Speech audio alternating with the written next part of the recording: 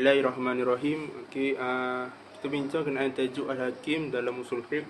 Maksud Al-Hakim mengikut usul fiqh ialah pihak penentu dan pembuat hukum syariat secara hakiki. Ulama usul fiqh bersepakat dalam mengatakan bahawa Allah lah yang menentukan dan membuat hukum syariat dan hakiki. Kemudian terdapat perselisihan faham dalam kalangan ulama dalam menentukan siapa menjadi hakim sebelum kedatangan Rasul. Yang pertama, golongan Mu'tazilah. Mereka mengatakan bahawa akal yang menjadi hakim kerana akal mengetahui baik dan buruk suatu perbuatan. Kemudian menurut golongan Asy'ariyah pula, mereka mengatakan bahawa tiada suatu hukum terhadap buatan mukallaf sebelum kedatangan Rasul. تعريف محكوم فيه فعل المكلف الذي تعلق به حكم الشارع. Maksudnya, perbuatan orang mukallaf yang berkaitan dengan hukum syarak. Contoh yang pertama yang diperintahkan Allah dalam firman-Nya, A'udzubillahi minasyaitonirrajim. Ya ayyuhallazina amanu awfu bil uqud. Maksudnya, wahai orang-orang yang beriman, penuhilah akad-akad itu. Ayat tersebut berkaitan dengan perbuatan orang mukallaf, iaitu perbuatan memenuhi akad-akad yang diwajibkan. Contoh yang kedua yang diperintahkan oleh Allah dalam firman-Nya, A'udzubillahi minasyaitonirrajim. Ya ayyuhallazina amanu idza tadayantum bidaini ila ajalin musamman faktubuh. Maksudnya, wahai orang-orang yang beriman, apabila kamu bermuamalah tidak secara tunai untuk waktu yang ditentukan, hendaklah kamu menuliskannya. Ayat tersebut berkaitan dengan perbuatan orang mukallaf, iaitu menulis hutang yang disunnahkan. Contoh yang ketiga, larangan Allah dalam firman-Nya, A'udzubillahi minasyaitonirrajim. Wala taqtulun nafsal lati harramallahu illa bil haqq. Maksudnya, dan janganlah kamu membunuh jiwa yang diharamkan Allah melainkan dengan sesuatu yang benar. Seterusnya, syarat-syarat mahkum fi.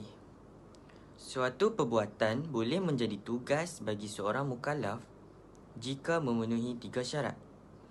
Yang pertama, perbuatan itu diketahui secara sempurna dan terperinci oleh orang mukallaf sehingga suatu perintah dapat dilaksanakan secara lengkap seperti yang dikehendaki oleh Allah Subhanahu Wa Taala dan Rasulnya. Ayat-ayat Al-Quran yang bersifat global wajib dilaksanakan setelah ada penjelasan secara terperinci tata caranya dari Rasulullah SAW seperti solat, puasa, zakat, haji dan sebagainya. Yang kedua, diketahui secara pasti oleh mukallaf bahawa perintah itu datang dari Allah SWT dan Rasulnya.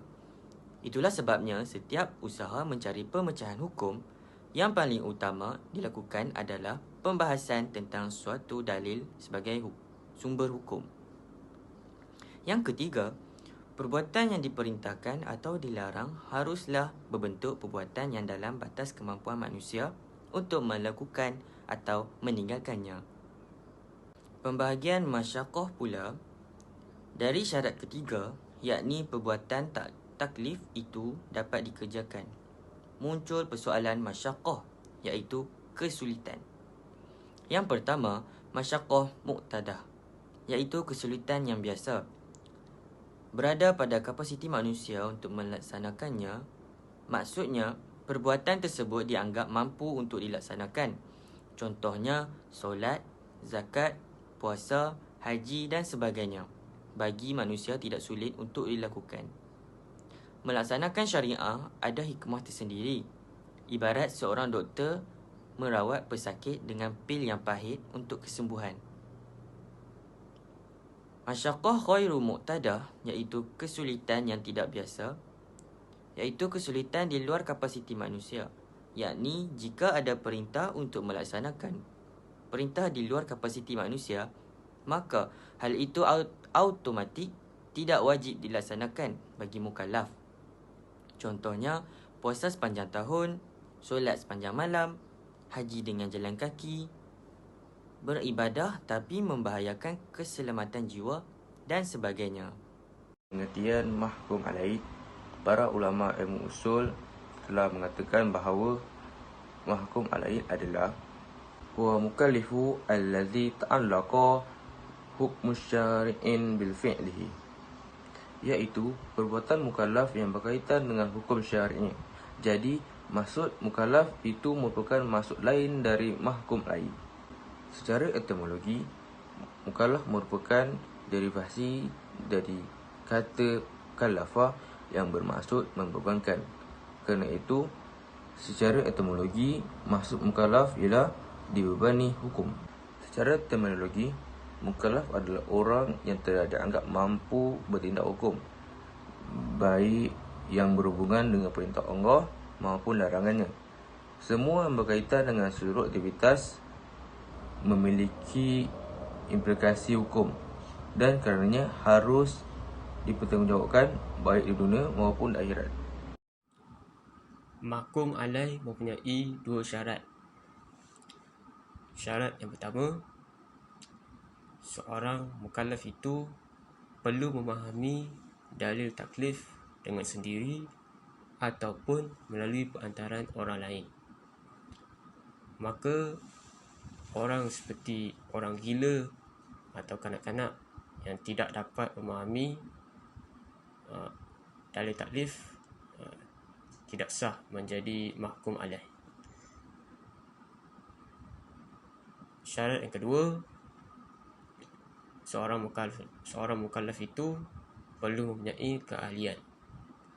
Keahlian di sini bermaksud kelayakan untuk dibebani taklif tersebut, dan juga seorang mukallaf itu mempunyai pilihan untuk melaksanakan apa yang ditaklifkan kepadanya. Oleh itu, orang yang dipaksa kufur misalnya dikira tidak berdosa kerana bukan pilihannya.